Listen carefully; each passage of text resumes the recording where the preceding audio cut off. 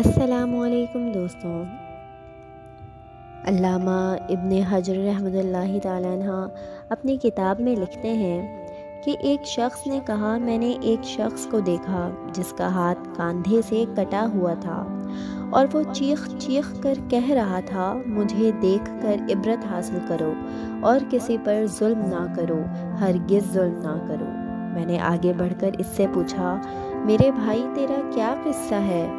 اس شخص نے جواب دیا، بھائی میرا قصہ عجیب و غریب ہے۔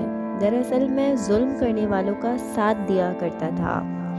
ایک دن کا ذکر ہے، میں نے ایک مچھیرے کو دیکھا جس نے کافی بڑی مچھلی پکڑ رکھی تھی۔ مچھلی مجھے پسند آئی، میں اس کے پاس پہنچا اور کہا، مجھے یہ مچھلی دے دو۔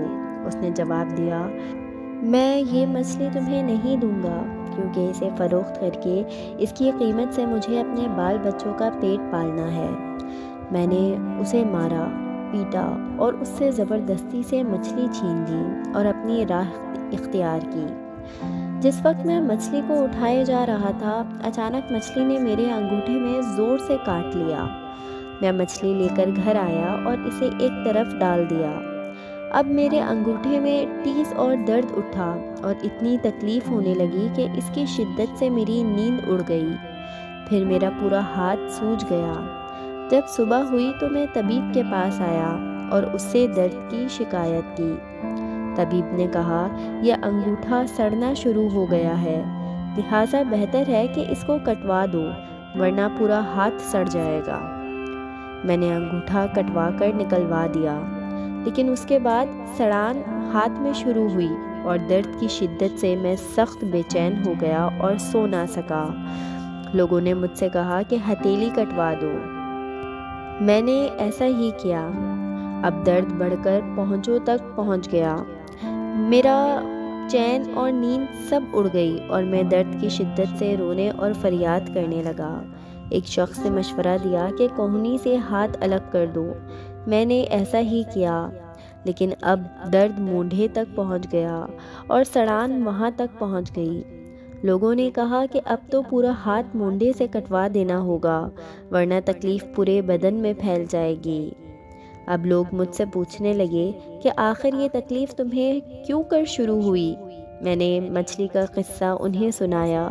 انہوں نے کہا، اگر تم ابتدا میں مچھلی والے کے پاس جا کر اس سے معافی مانگتے، اسے کہہ سن کر راضی کر لیتے اور کسی صورت میں مچھلی کو اپنے لیے حلال کر لیتے تو تمہارا ہاتھ یوں کاٹا نہ جاتا۔ اس لیے اب بھی جاؤ اور اس کو ڈھونڈ کر اسے خوش کرو، ورنہ تکلیف پورے بدن میں پھیل جائے گی۔ اس شخص نے کہا، میں نے یہ سنا تو مچھلی والے کو پورے شہر میں ڈھونڈنے لگا۔ آخر ایک جگہ اس کو پا لیا۔ میں اس کے پیروں پر گر پڑا اور انہیں چوم کر رو رو کر کہا، میرے دوست، میں تمہیں اللہ کا واسطہ دیتا ہوں، تم مجھے معاف کر دو۔ اس نے مجھ سے پوچھا، تم کون ہو؟ میں نے بتایا، میں وہ شخص ہوں جس نے تم سے مچھلی چھین لی تھی۔ پھر میں نے اس سے اپنی کہانی بیان کی اور اسے اپنا ہاتھ دکھایا۔ وہ دیکھ کر رو پڑا اور کہا، میرے بھائی، میں نے اس مچھلی کو تمہارے لیے حلال کیا کیونکہ تمہارا حشر میں نے دیکھ لیا۔